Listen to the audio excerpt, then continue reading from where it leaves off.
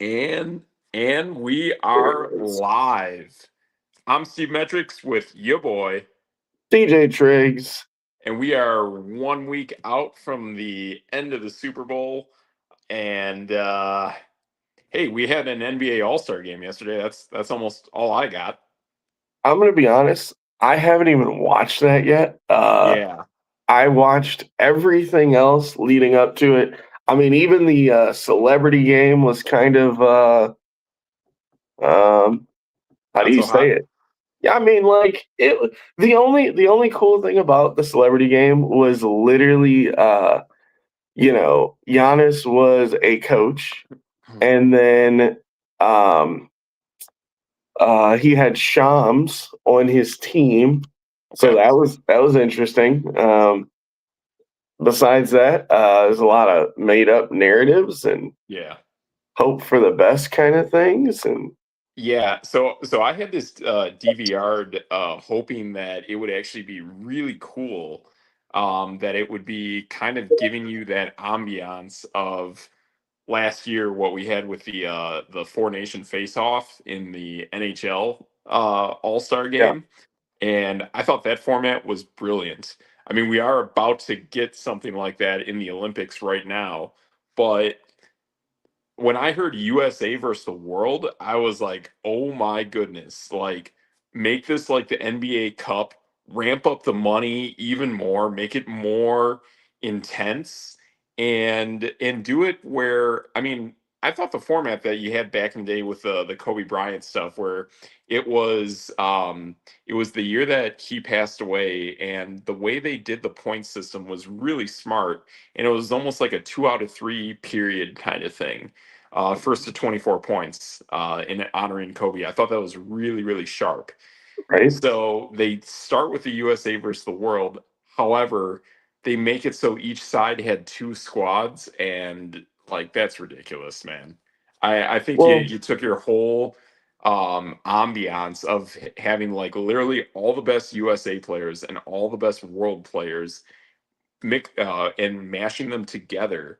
That's what I wanted to see. I wanted to see the best world team against the best US team. And instead, they split them in half. And I think it's pretty meaningless. And I saw the hustle. Those guys had no hustle. I thought that's what. Wait a minute. Mm, I thought that it was two NBA teams and one world team, or was it two world teams? I think it was two world and two US. Oh, I thought it was stars, stripes, and world.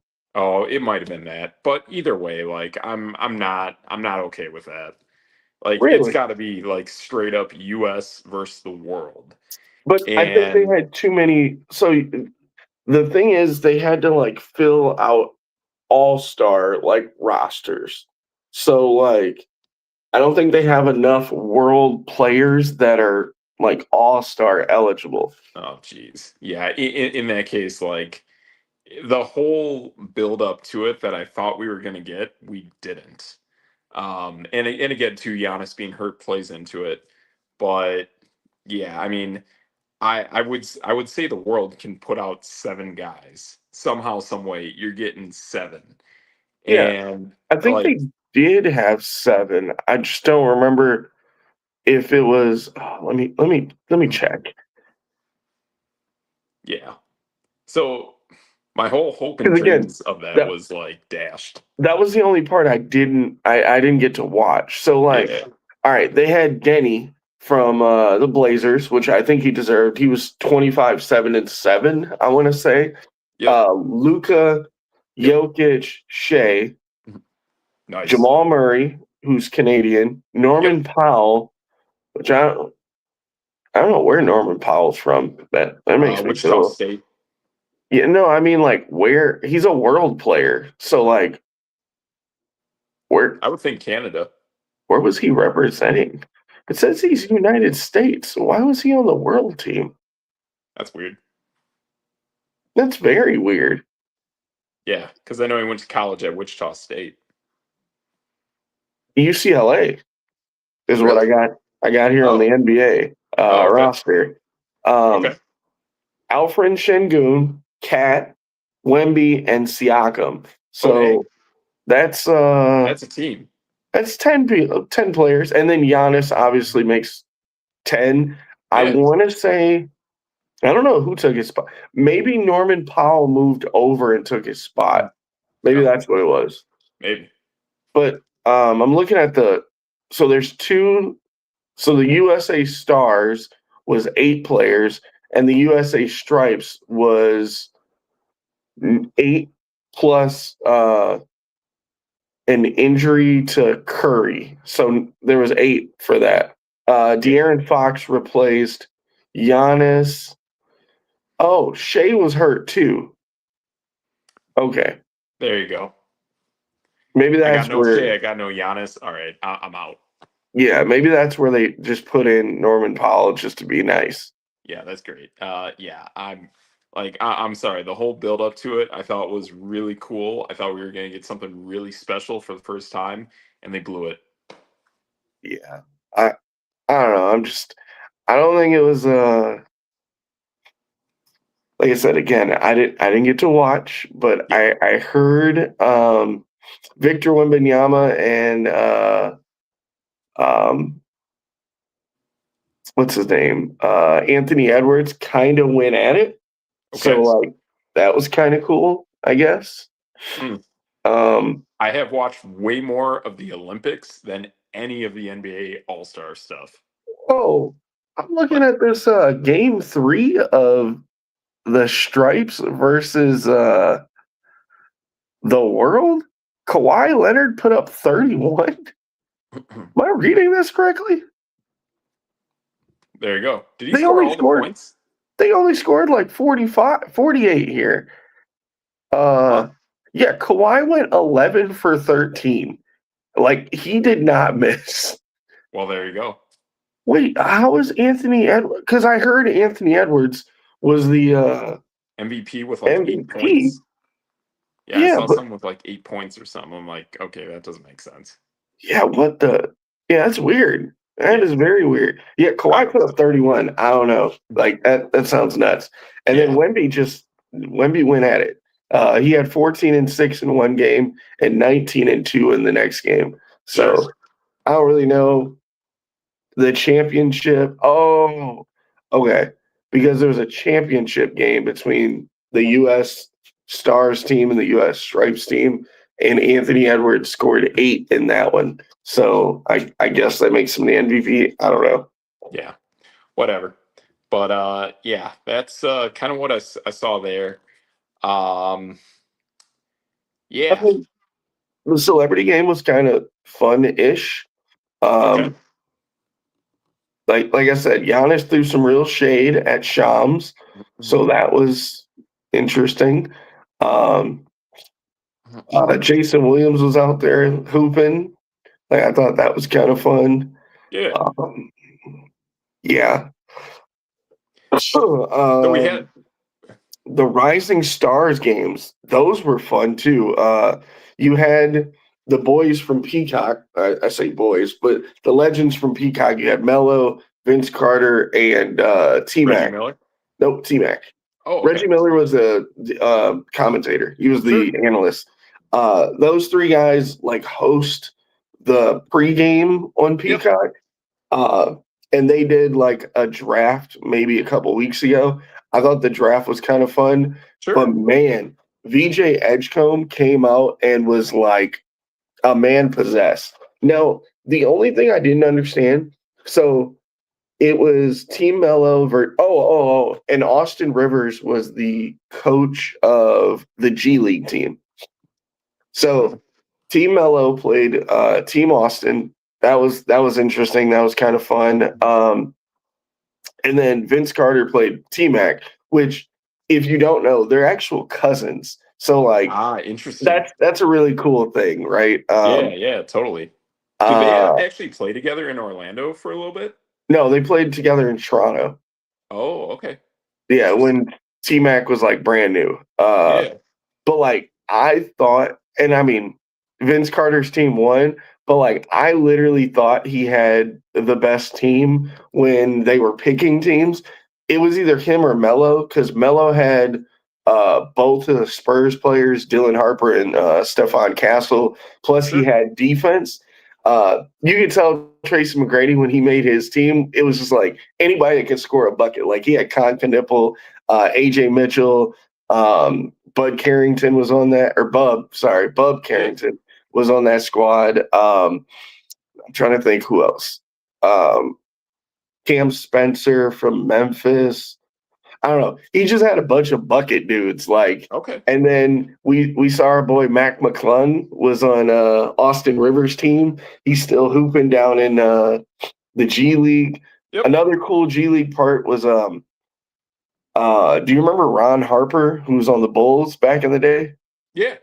Yeah, Ron Harper's son is in the G League. So Nice. they did like the shooting challenge. I don't know what it's called Sure. anymore, but um Like a well, skills challenge kind of thing.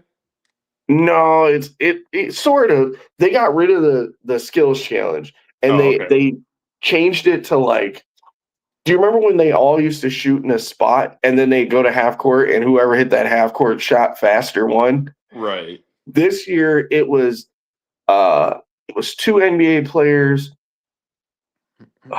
NBA players, a Hall of Famer. I feel like I'm missing somebody. Or maybe it was only three. I don't know. But let's see if I can actually find it. Okay. It was two players and a legend, not a Hall of Okay. Famer, and a legend, and they would shoot at a bunch of spots. But it was like all three of them had to shoot at every spot, and you could tell they didn't really understand the rules at first. And then so you had I found the actual teams here. So it was Team All Star. That was Scotty Barnes, Chet Holmgren, Rip Hamilton, which I didn't understand. Team Knicks, which made sense. It was Jalen Brunson, Cat, and Allen Houston from those like late '90s teams.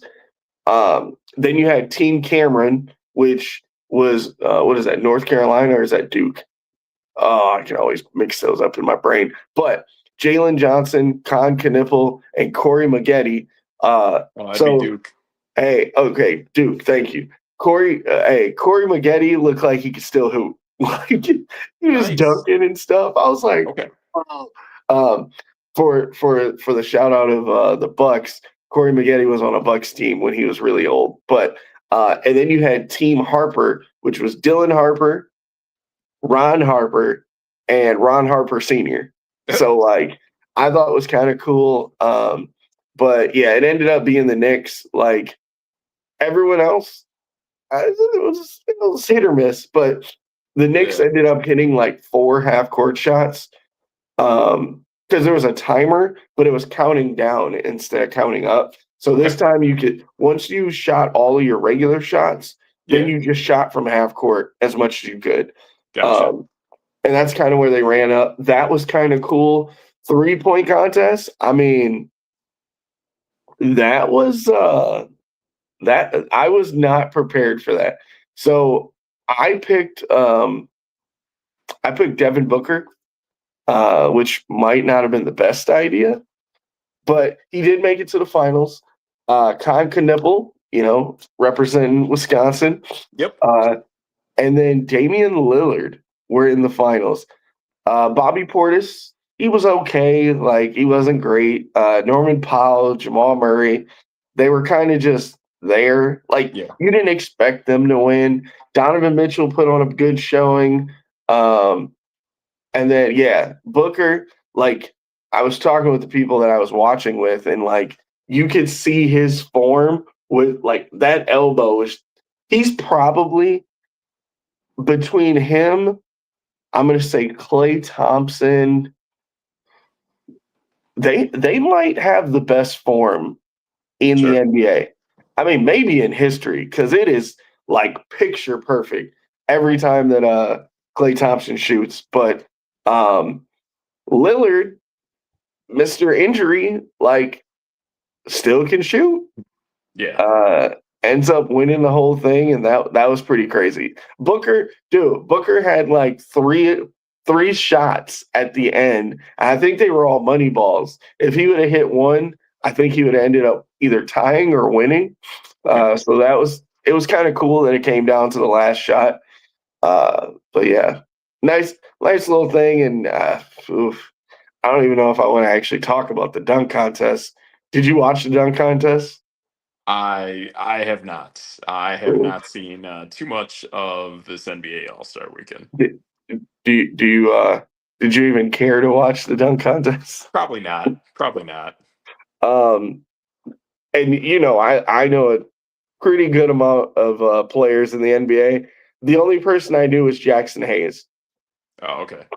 It Gotcha. was so it was Carter Bryant from the Spurs, Jackson Hayes, Kashad Johnson. I might not even be able to say his name correctly from the Miami Heat, and then Jace Richardson, which I've heard of Jace Richardson, but like I don't think I've ever seen him play.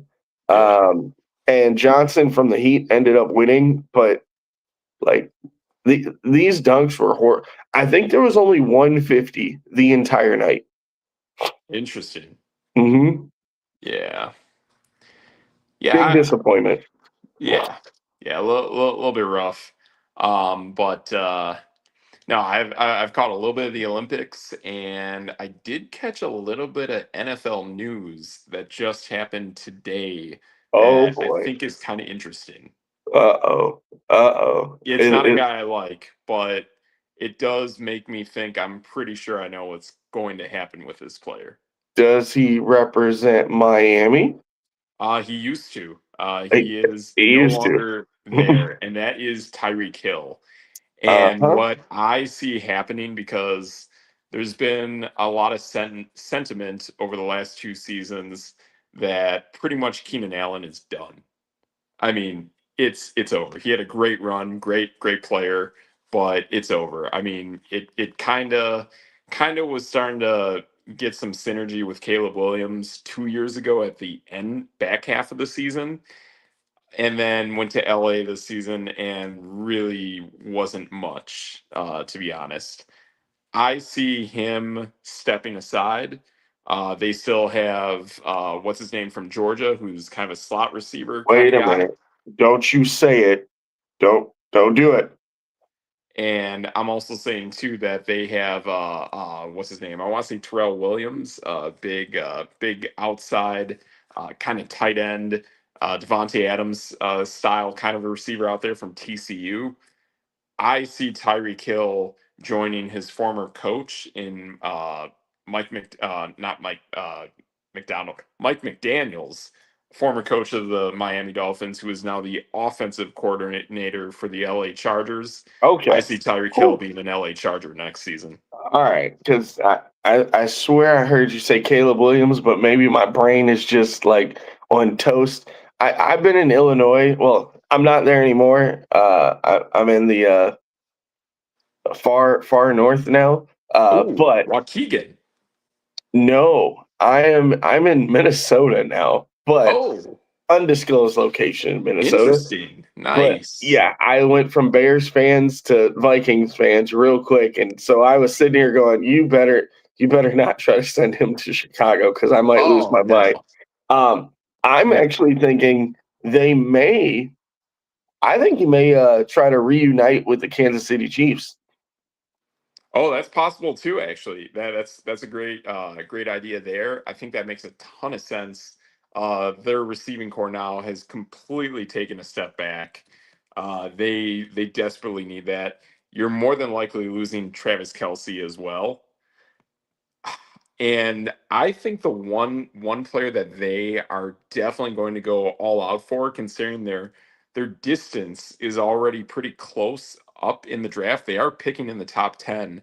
I think they're going to do almost whatever it takes to move up to take Jeremiah Love from Notre Dame. He is by far the best running Okay. back in this draft. He looks like the second coming of Saquon Barkley to me. I saw a little bit of Jeremiah Love during the season. I was like, dang, I don't know who this guy is, but he's really good.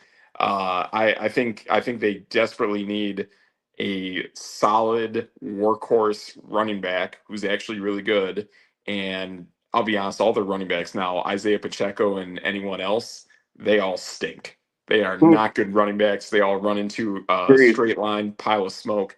That's it. They all got to go.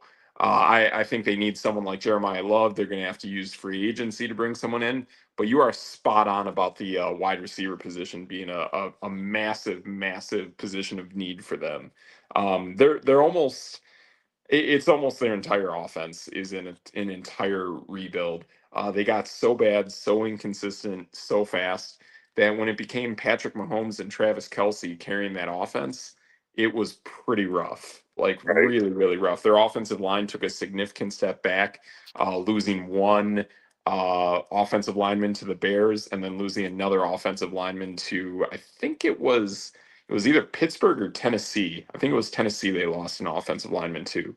So yeah, they're between offensive line, running back, tight end, wide receiver. They're even without their quarterback for possibly the first month of the season. Kansas City's offense is virtually non-existent. Man, I mean, speaking of non-existent though, I like let's go on the other part of this Miami run here. They got rid of Bradley Chubb, who I'm pretty sure they sent a first round pick, either first or second round, to Denver to Mhm. get. Then they gave him an extension. Okay. Didn't they trade for Tyreek Hill too? Yeah. Like, and then on top of that, your boy Nick Westbrook Akine, totally cut as well, and so is an offensive lineman, James Daniels. They're gonna save like $30 million just on like I'm just saying. We talked about Green Bay South the other day, Yes. because they took Halfley and The uh, VP of player operations. yeah, yep. Oh man, I can't remember his name for some reason. Yeah. But Yeah, me like neither. the Packers are known for being a little stingy with the money, with the pocketbook, Right. the wallet. Yep. Uh They that's that's a pretty impressive cap relief right there. Yeah, I mean, pretty much your owner of the Miami Dolphins is one of the number one main partners of the Hard Rock Casino franchise, along with the Seminole Nation, which is why your stadium is named Hard Rock Stadium. So yeah, they're definitely going to be willing to spend money. They're going to build a pretty solid team down there. It's a very, very interesting team. The trick will be who do they end up getting at quarterback. I think it's going to be straight up open tryouts. I don't know what they're thinking for a draft pick wise. I could see them trying to make a play for the guy from Alabama. I think he's a solid quarterback. I'm hearing a lot of solid stuff about him How actually. about Kyler Murray? Yeah, I've heard the interesting swap between Kyler and Tua. Um, I don't know. At the end of the day, I would just say if you are in any position to run a team as a head coach, you do not have Kyler Murray anywhere near your team whatsoever, especially when you are starting out. If you want Kyler as a backup and you're an established coach, great. He's not going to cause damage. Kyler Murray is toxic. He is Ooh, bad for your ooh, team. ooh, ooh, ooh. He is not a good NFL You quarterback. He's never won anything. you said toxic. Okay, I got a Yes. team for him. The New York Jets. Oh, sure. Yeah. Heck yeah, man. Yeah, Like, absolutely. Just throw him down there. yeah. Throw him over Anyone there. I mean, like, this is, and what would be great is if he fails up there, him and his head coach all get sent away together. I mean, I like Aaron Glenn a lot. He is 100% getting fired at some point next season. He he Oh, he he should have got fired this year, but they couldn't replace him, so he didn't get fired. I agree. So I did find this article quite interesting. It was 12 or not 12, 2026 NFL offseason trade proposals that everyone wants to see. Sure. And literally number one on here, or like the first one that pops up, Kyler Murray and a sixth round pick to the Jets for a fourth round pick. I mean, maybe. Yeah, I'll take the pick. I mean, either way, sweet. I'll take the pick if I'm the Cardinals, and if I'm the Jets, I'm like, sweet. I also like no matter what, I'm not losing a pick. Like Okay. if I bring in Kyler, like whatever. All right. This next one actually it involves your Raiders. Yep. And I'm not completely against this. I'm Maybe. also pro moving off of Max Crosby, actually. So that's exactly who it is. It's Max Crosby and a fifth round pick to the Bears for DJ Moore and a first. Yeah, I'll take that. You'll take that? Yeah, absolutely. Yep. Wow. How Yep. do you how do you think DJ Moore would fit? I mean, you do get a number one wide receiver back, so Yep. Yeah, exactly. Like you definitely need to even if he becomes a number 2, that's fine, but we have to like establish consistency on offense with Fernando Mendoza. So whatever it takes for him to get the ball rolling and absolutely get a pick compensation in return for Crosby, do it. I think that firmly has to happen. If he didn't have the meniscus tear of whatever it was, then I would firmly keep him. But because you do have already signs of a knee injury forming, you got to go. You got to do it quick. I mean the Green Bay Micah Parson thing, like that happened in the spur of the season. You can't control that. So at this point, you're going to ride it out for as long as you can, and that's the right way to go. But if you're one where it's like, okay, cool, you paid a guy, he's still on your team, he has a contract that's getting towards the end of the contract, then you move off him, and that's the right way to go. I mean, granted, I was wrong on sending Josh Jacobs away for Zamir White. Luckily, it resulted in Ashton Genty, but I think this is absolutely the right call. And I know there's a lot of teams interested. I could see the Patriots being very interested in Max Crosby as well. They clearly need an edge rusher. Seeing how awesome Christian Gonzalez played in the Super Bowl, if they figure out an edge rush, they're going to be nasty, nasty on defense. I mean, I know a lot of people said a lot of great things about Seattle, and deservingly so, but I firmly think that New England team, they know what they're bad at. So they can fix their holes way easier than a lot of other teams can. I mean, Buffalo, I don't know. They got like they got a new coach. They have several things going wrong on defense. They have wide receiver issues. They have James Cook, he's great. They got some nice tight ends. That's great. I would say their offensive line is still an issue. I just think there's more promise in the long term future with New England than there is with Buffalo. And I know New England's going to get tougher schedule. Their schedule is pretty tough, I'll tell you that. But that's another team too that I'm curious to see their offseason moves, and I'm curious to see how they knock it out in the draft, because I mean, we all wanted to throw the Giants out there to the trash pile, and say they are done, but then their draft hit and they knocked it out of the park. Now, granted, things went south for them the moment they lost that Denver Bronco game, but the Patriots already got a lot of good pieces in place. It's not going to take too much to really fix the things that they know that they are bad at, and they can show up to fight another season. I think. and to flip this, so that's all good and dandy for the Crosby side. To be honest, I actually like DJ Moore coming in and helping Mendoza because Yes. you have this speedy guy, Trey Tucker still. Oh yeah. Jack Beck and Deontay Thornton are going to get a little bit better, right? Yep. Brock Bowers and Michael Meyer are back. Like, that You that got could guys. that could really work. I mean, and then on the other side, you're talking about the Bears. They got Roma Dunze and Luther Burden, who broke out by the end of the season. Burden will be a Colston starter, Loveland, a firm starter now. yeah, Colston Loveland and Cole Komet can still work the 12 personnel. Right. Um, Zacchaeus is a pretty solid third guy, Oh no, no, no. He has hands like butter. He will but drop everything. a third, like and I mean, even behind Cole Komet and probably Loveland, so he's probably a fourth or fifth option.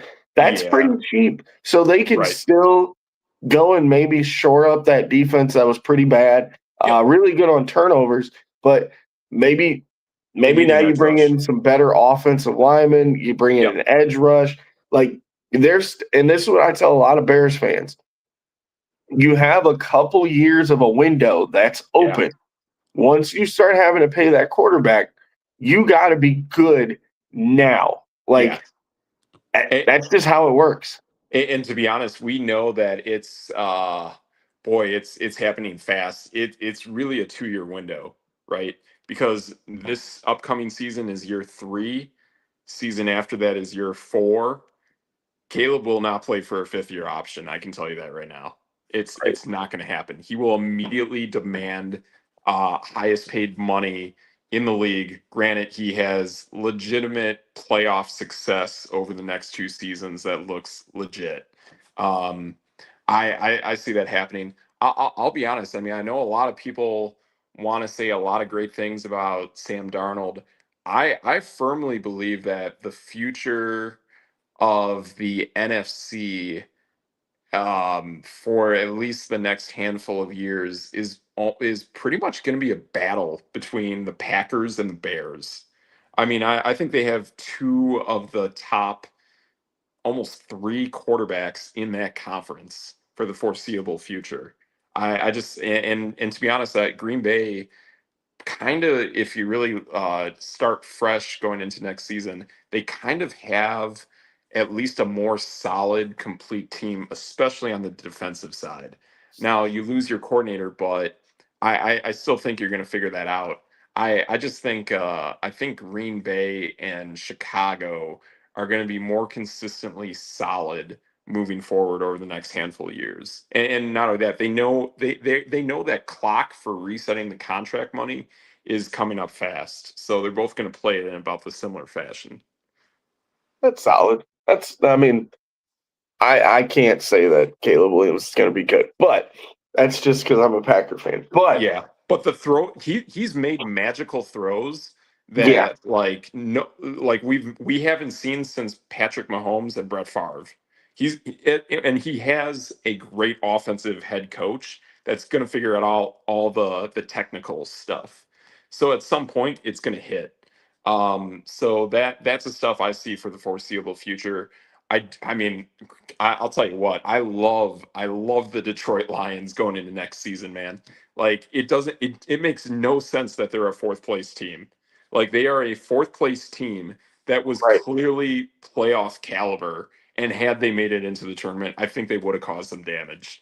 Like that's a Definitely scary, could have. scary notion going into next season, knowing that Jameer Gibbs and Amon-Ra St. Brown are going to have pretty much their pick of whatever they want to do during the field. Oh no, I Wait, lost my boy. no, I'm coming back. Oh, okay. He'll be back. He'll be back. The only thing that I'm concerned with, and I was in Michigan not too long ago, and I spoke with a Lions fan, and he brought this up to me. I was shocked that their young tight end, I'm blanking on the name, but their young tight end has like serious career detriment back issues. Not Brock Wright, but the other one. Is that Hawkinson? No, no. No. Hawkinson's in Sam Minnesota. Laporta. Yes. Yeah, Sam Laporta. He's got like really bad back injury. So that's the only thing that I'm concerned about there. However, you have a coach in Dan Campbell who was a former tight end. He's gonna figure it out at tight end somehow, some way. So I got another trade for you here. Yeah, who you I got? don't I don't understand this one. I don't know why the Bills would send a first round pick. Brian Thompson Jr. for Keon Coleman. Oh, easily. Easily. But Yeah. the Bills have to send a first. Bills have to send a first, and I get Brian Thomas Jr. Mm-hmm. Yeah, I'll do it. Like Keon Coleman's a head case from what we're seeing. Yeah, that's what it costs. Then yes. All right. This one I don't understand, but it says the Colts save on cap space. The Okay. Colts send Michael Pittman Jr. to the Panthers for Xavier Legette. That's one where it's like I kind of don't understand the situation for either of them. I don't really see too much of a gain for either side. So Um, Pittman is making 22 million this year. That's why it's a save on the cap. okay. All right, so it's kind of a cap play. It's not bad. I mean, Pittman's good, but your quarterback play in Indianapolis is really kind of sketch. I forgot, did they bring in someone? I really want to say they brought in someone, or they're thinking of it. Because yeah, no Philip Rivers. Daniel Jones is still coming off that Achilles. I thought there's somebody else that they're trying to bring in to play quarterback for the Colts. Ooh, I'm not sure on that one. Yeah. So, yeah, that's a team that is in a very interesting position. You got to figure it out because you only have so many years left with Jonathan Taylor in his prime, or before Jonathan Taylor says, "I want more money and I want out." Yeah, I don't. The depth chart looks like Jones, Richardson, and Riley Leonard. Oh man, that's rough, man. And I'll tell you this too. I mean, the fact that the Jaguars have the previous offensive Liam Cohen coaching that team, I think they're really going to start making that team better. They had a nice defense last season as well.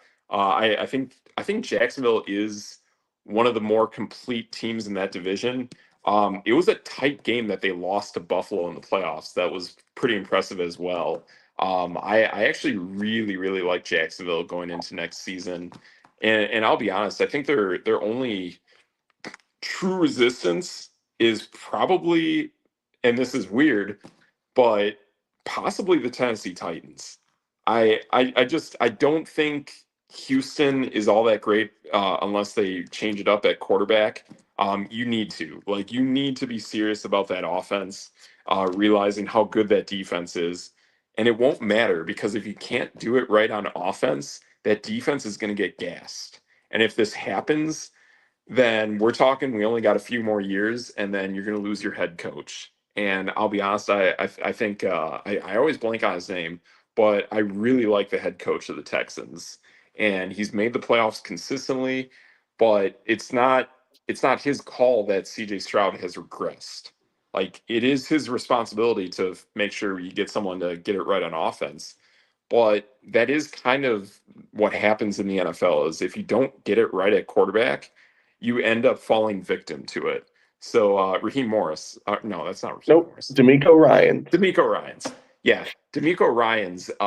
He needs to have a future franchise quarterback. I'll be honest. I don't know how you get it right. I'll tell you what. A sneaky team that would kind of, or a sneaky player that I would like the Texans to bring in, and I think it would make a lot of sense. And it would either get the best out of CJ Stroud or he'd be gone. I would, if I were the Texans, I would make a play for Malik Willis. Ooh, all right, I got one because you were talking about quarterbacks. I thought you were transitioning me in the right way. The Vikings trade for Mac Jones. Interesting. Yeah, that probably has to happen. That like you got to do it. JJ McCarthy, either he's hurt or you can just tell like his brain doesn't process information quickly in the NFL because it's not like you're playing at Michigan anymore where you and other college guys like Michael Penix have like 6, 7 seconds in the pocket and then you can make your reads. Like, it don't work that way in the NFL. I think Mac Jones is a good call. Gives San Francisco some equity in return on their end. They're a team that definitely needs to replenish on draft picks. They gotta start filling some voids. They do get a much easier schedule going into next season, so that's nice. But Mac Jones to Minnesota makes sense. They're going to have to make some kind of move at quarterback to put themselves in the right direction. But still, I mean, they still went 9-7 last year, which is pretty impressive. All right, how about AJ Brown to the Broncos? Ah, man, I've been thinking AJ Brown is definitely on the move. The Broncos is just not a team I would think of. I was kind of thinking either like the Green Bay Packers, the Las Vegas Raiders. Those teams to me really stick out as like needing some firepower on offense.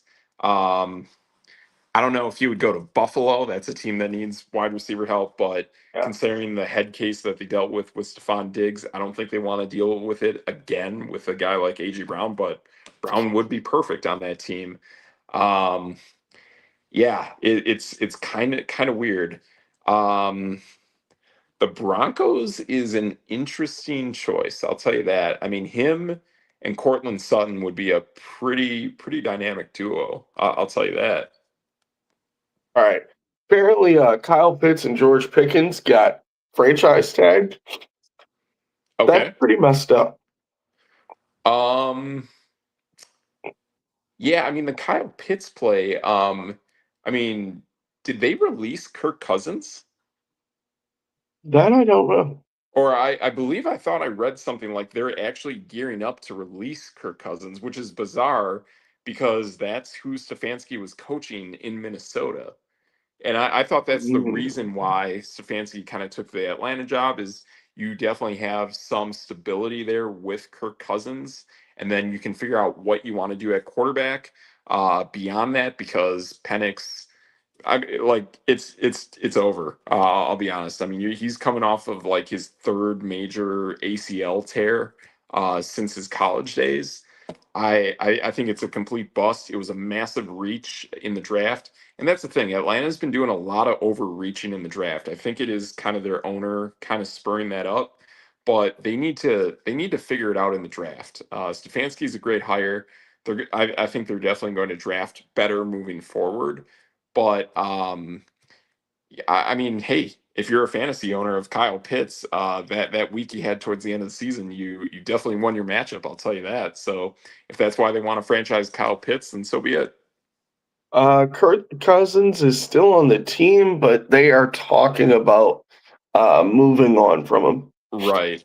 But the George Pickens franchise tag, I really like that. And if you're George Pickens, you're like, sweet, I get a ton of money for like 1 year on a fully 100% guaranteed salary, no matter what if I get hurt. Yeah, like good for him, man. Like that's a major win for George Pickens. Yeah. Um, let, I mean, maybe they get some sort of deal. I've even heard Micah Parsons push to get him on Green Bay. Okay. Yeah, I mean that's a great ploy. I mean, you know more about Green Bay's structure kind of than I do. Um, I don't know if I'm Green Bay if I want to bring in another wideout. But to me, if Right. I did bring in a guy, it would have to be like an AJ Brown. It can't be a speed guy like Pickens. You got too many of them.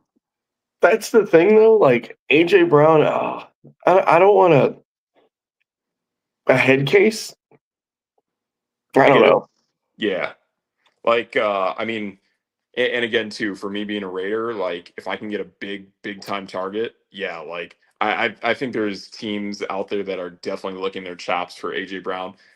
When it comes to him in Philly, I've actually heard more of the opposite lately.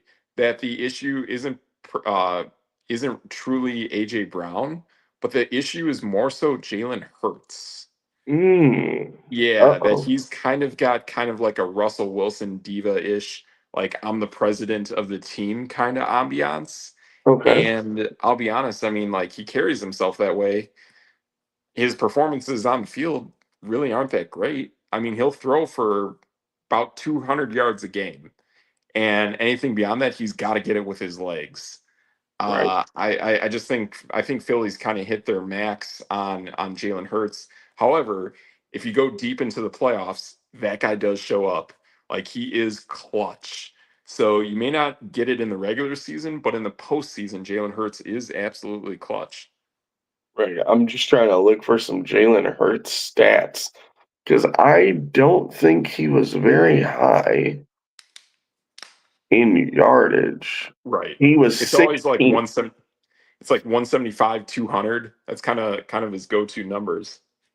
Yeah, I could see that. Let's see if I can pull up some. He was 16th in total yards. Hmm. And But if you're ninth in Philly, touchdowns. if you're Philly too, moving off of AJ Brown, the other big concern I'm hearing of is that Lane Johnson's not as healthy as they were hoping, and Lane Johnson might actually hang it up. So their offensive line is definitely starting to have some cracks, and that's something that they're going to have to reinvest in and fortify, because if they're losing multiple people and Lane Johnson, Jason Kelsey, then they got to start putting some people out there. I mean, how much longer do you have Jordan Mailata? We'll see. Now I understand they have Saquon, but like, guess how many 300-yard games he had? This past season, I'm going to go with like 0. Only one against the Minnesota Vikings. Yeah. So it to me that clearly says that something happened with his offensive line. If that's the case, you gotta really figure it out. I think Saquon's great. Could he have a hamstring tear here or there over the next season or so, and that might kind of be it? Oh I think no, so. But this is a team. I mean, Tank Bigsby is solid. They got to get another guy there, but they really got to start figuring out offensive line, and they got to that's do it yeah, like now. that's true. I mean, that's what the foundation of teams like that are built on. So I Yep. mean, not having that offensive line could really, really kill you. Yeah, that's the Patriots. Ooh, Yeah. ooh, too soon, too Yeah. soon. I know it's still warm. We're writing the toe tags up though. Still warm. Oh, the body's still warm. It is. Ew. Yeah. Yep. Besides that, you got any other fun things you want to talk about? I mean, I'd say that's kind of what we're seeing right now. I mean, it's kind of this weird moment in sports that we don't have too much happening. I do think we get the I thought I just heard the NFL Combine does happen towards the end of this month. Ooh, So exciting. that's kind of exciting, kind of a cool thing. We'll see what we get there. But yeah, I mean, once we have that, then you got a little bit of stuff going on. You get a little bit of chatter here and there. So yeah, we'll see what we got moving forward. Wait a minute. Who's the who is your wait? Clint Kubiak came from Seattle, right? The former offensive coordinator for the Seahawks. He he also took the quarterbacks coach from Oh yeah, Seattle he to was be gonna the rip. OC. I just Yes. noticed that. So that's massive that you just pointed that out. If you took the OC and the quarterbacks coach, if you're Sam Darnold, you're going to say you flat out have to go and get his brother.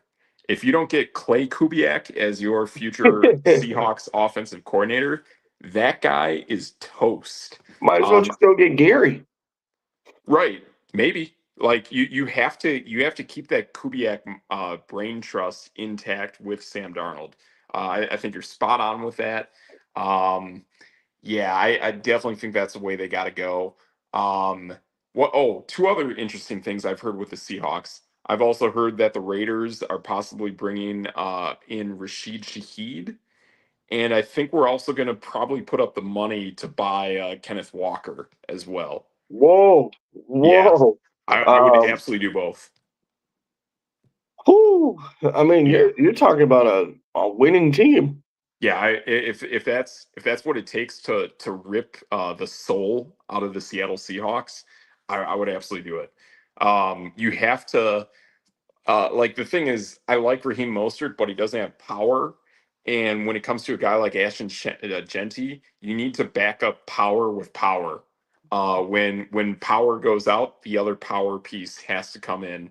When you want to get a little crafty and try a little bit of Raheem Mostert, especially when the defense you're up against is gassed, definitely bring in Mostert because he will light you up. He has like 4.3 speed at no matter what age he plays at. As long as that Achilles is intact, he's running. So that's where I would go. I'd go Kenneth Walker, Ashton Genty, Raheem Mostert, like Hey, book it. you've already got Geno Smith and Tyler Lockett from They Seattle. Just add them Gino on. Gino, I don't know what is up with that, but he is gone. He is in the past. You get him out of this stadium. You get How him many totally out of this place. how many Seattle people can you put on one team? That Jeez. that's that's true. Yeah, and I did forget Gino is a former Seahawk as well. However, him and Clint Kubiak have no interaction as well. Jamal Adams? Yeah, Jamal Adams, but that's probably like Pete Carroll bringing in Jamal Great. Adams. I mean, you guys are just like Seahawks left and scooping up right. all the Seahawks and just gobbling them up. Jeez. Exactly. Coaches, players, fans, whatever, just bring them all. Exactly. I mean, like knowing how the money is working, I would absolutely go after both those guys. I think Shaheed and Kenneth Walker would be massive, massive additions that you can bring into your team. I mean, I'm sure. If you could somehow pull that off, you guys might be ridiculous. Yeah. Yeah, that's the trick to see what happens. And again, too, I think Kansas City is actually a lot more worse than people are saying it actually is. I mean, they are definitely going to have an easier schedule, but they are a team that is completely out of offensive Well, players. I mean, you're talking like zero offense whatsoever. dude, you guys have the second or third most cap space at 97 million. And we're picking first in almost every single round that I can think of. Yeah. Wow. Yeah. So seeing that the Giants are picking like right behind us in almost every single round, that's a scary thing. And again, too, I like granted they have no offense, but Kansas City has some of the best management in the entire NFL. I think if you give Kansas City about 2 seasons, they're going to be pretty good. I think they're going to need this season to recoup, and then the off season and the draft after that. I think Kansas City comes back into the mix. And then if that's the case, then I think a team either like LA or Denver would actually take your step back. And then you could have the Raiders and the Chiefs back on top of that division. That's pretty wild to think about. Yeah. So that's the thing is now Denver is they're all in on Bo Nix. You know, like you're all in on that guy. I would think Stidham will probably still remain on the team. So that's important there. I didn't think Stidham was actually that bad in his playoff game. I just think he didn't have enough reps. He had crazy weather, just stuff like that. But I like the way he played. But that's the thing is like Denver has to figure out some stuff on offense. And if they can't do it relatively soon, they're never going to get there. So, like, kind of what you saw out of Denver, that was probably almost the best iteration you're going to have of them. And again, too, you only have probably about 2 more years of Cortland Sutton being Right. as good as he is now, because when when Bo Nix comes up for big money, that will happen, and you'll also lose Cortland Sutton. Those two things are going to coincide together. So just like you pointed out, the Bears, the time frame for the Broncos to win is roughly the exact same time frame. Yeah. And if the Raiders hit big with all this money and that first round pick, what if Yep, Mendoza's an actual, future Hall of Famer? Oh boy. maybe. Yeah, yeah, totally. Well, we'll see. I'm very happy that things worked out for Clint Kubiak to be the head coach for our team. He wasn't a guy that I thought we would actually be able to get, but that's pretty cool. So we'll see. We'll see how this plays out. I like the hirings that we're making, and I like too that we were pretty much the last team to put together the staff. Whether that says things were happening behind the scenes beforehand, that's fine. But like it is nice to see that we didn't panic, go hire a big name coach like a Pete Carroll kind of thing. Hey, I mean, I don't know. Just keep picking off Seattle's. Yeah, keep picking off Seahawks. They're a solid team. I hey, mad props to Mike McDonald doing what he did to make that team what he made them. So pretty cool there. But we'll see what we Oh, can do. uh-oh, sneeze. Uh-oh, sneeze. It's either that or I thought you had some hot sauce from that food you got. So, yeah. But that's pretty much everything we have here for this week.